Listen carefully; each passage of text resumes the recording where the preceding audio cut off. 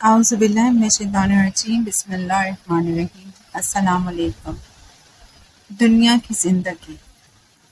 میں زندگی کو ہمیشہ ان الفاظ میں بیان کرتی ہوں: اب امتحان کا عارضی پڑاؤ اور مسلسل جدوجہد کا نام۔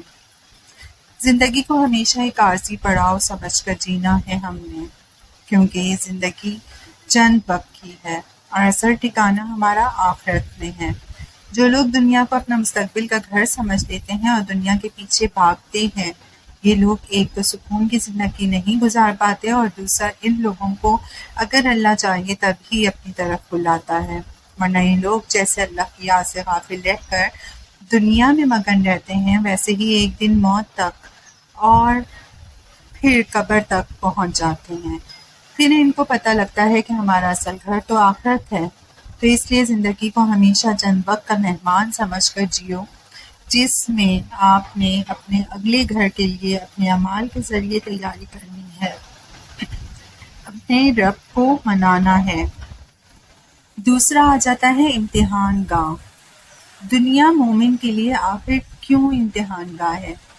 یاد رکھیں، آپ کو جب اللہ کوئی تکلیف دیتا ہے تو اس کو آپ سزا مت سمجھا کریں، اسے آپ امتحان سمجھا کریں، کیونکہ سزا وہ ہوتی ہے جس میں انسان اپنے رب کی یاد سے غافل ہوتا ہے۔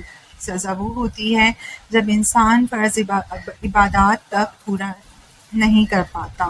سزا وہ ہوتی ہے جس میں انسان ہر گناہ کرتا ہے، تنہائی کا گناہ، زنا کا گناہ، چوری، نشے، غرض ہر طرح کا گناہ کرتا ہے اور رب کی یاد سے غافل ہوتا ہے۔ لیکن اگر آپ پر کوئی مشکل وقت آیا تو آپ کو کیا لگا کہ آپ پر ہی مشکل آتی ہے ہمیشہ؟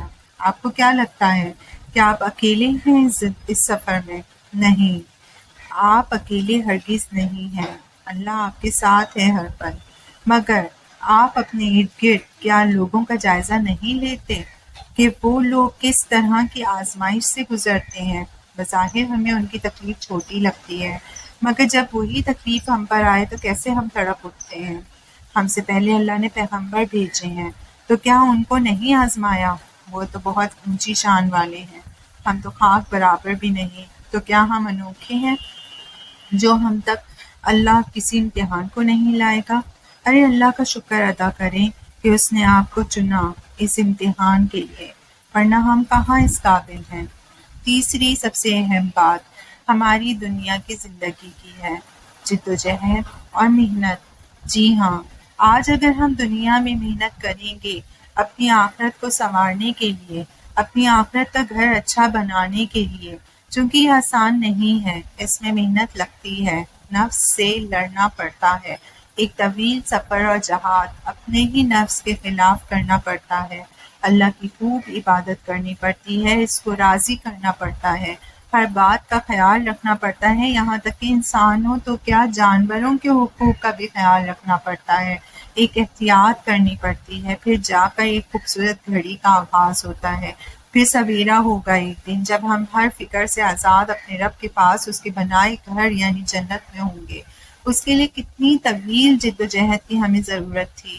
اس لیے زندگی کو ہمیشہ اس طرح ہی گزاریں جیسے یہ 2 دن کا ٹھکانہ ہے، دل نہیں لگانا دنیا سے، محنت جاری رکھنی ہے، رب کو راضی رکھنا ہے اور حقوق ادا کرتے رہنا ہے۔